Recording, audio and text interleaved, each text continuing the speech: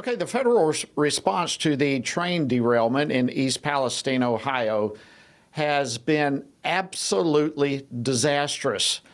And quite frankly, this follows a whole pattern that we now know all too well that seems to be perpetually coming from the Biden administration, be it inflation or supply chain or the border issue.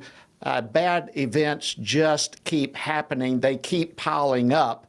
And, they keep saying, it's not our fault. It's not our fault. Well, the National Train Safety Board released their report yesterday, and surprise, they want more regulation. Joining me now to discuss this and more is U.S. Representative Doug LaMalfa.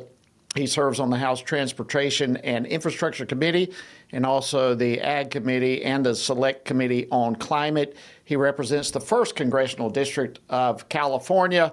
Representative LaMalfa, thank you so much for joining us on Washington Watch. Jody Heiss, it's really great to see you. Thank you, colleague. It's great to be on with you today.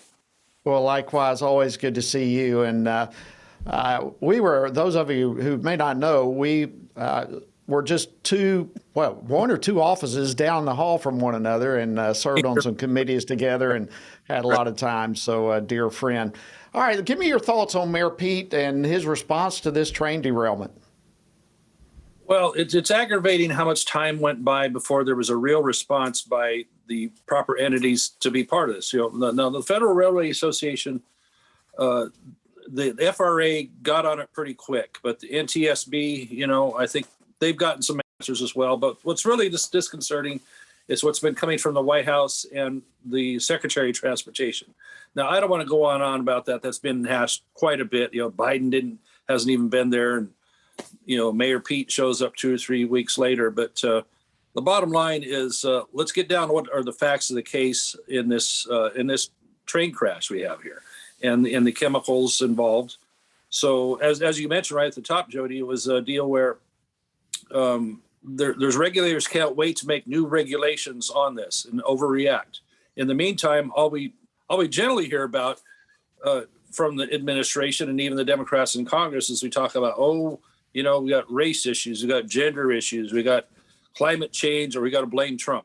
That's just so tiresome, because what we have here is what do we really need to explore on the facts of what happened with this train? It sounds like, from what I'm picking up, is that there was a bearing failure on one of the axles. They say car number 23. Okay, so let's delve into that. Does that mean we have to replace the brake systems on all trains? Some of the ideas laid out by the board are like, well, we need to have more paid work breaks for railroad employees. What's that got to do with the train safety here? What they want to, or paid vacation, all this stuff. They want to load other things in that aren't really part of the subject in order to pay off, certain political cronies. So let's get focused on what the facts are and what the needs are.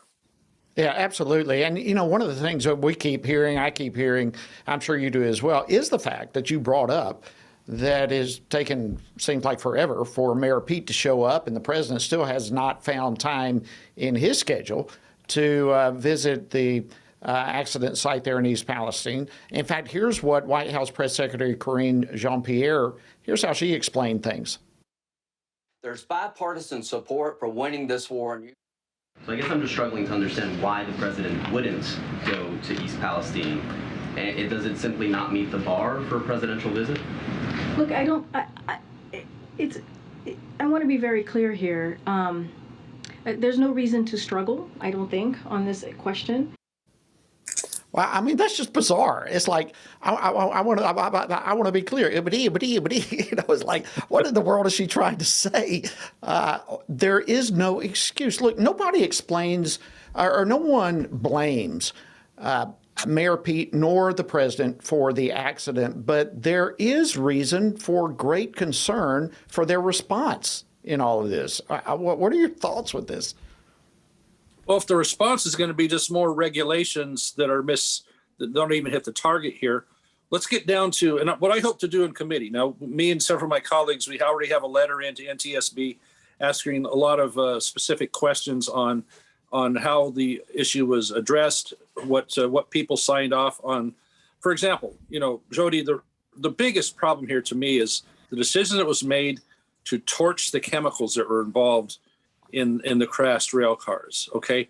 Now, they'll say, oh, it could have exploded. All right. Well, that doesn't seem like a very wise reaction to me. We want to know more about how much of this could have been vented off without having to light the thing on fire and have, we've all seen that smoke plume, that mushroom cloud, and it ended up flying all over the Northeast. So could they have done more to actually find a way to pump off some of the cars that weren't as directly involved in fire, or keep water going on the fire? I know it's tough, and I don't mean to claim to have all the answers on this, but the idea that the best way to do this was light it on fire and have all the fallout you got from those chemicals just seems like a terrible idea to me. So these are what we want to ask in our committee. I'm proud to be on the T&I committee as well as the subcommittee on railroads, and get to some of these answers from these folks on this, because it seemed pretty irresponsible. They said, well, it could be an explosion. Like, well, they already had at least a 1 mile radius evacuated of the area. It seems like what has happened has been environmentally worse than you could imagine. And EPA, that was their answer to it. So this is what I want to know about. Representative LaMalfa, we're glad you're on that committee as well. I wish we had more time. I've got tons of questions and reports here with chemicals that are still there that are very dangerous. But thank you. We'll have to catch that at another time. Thank you for joining us this evening on Washington Watch. Yeah.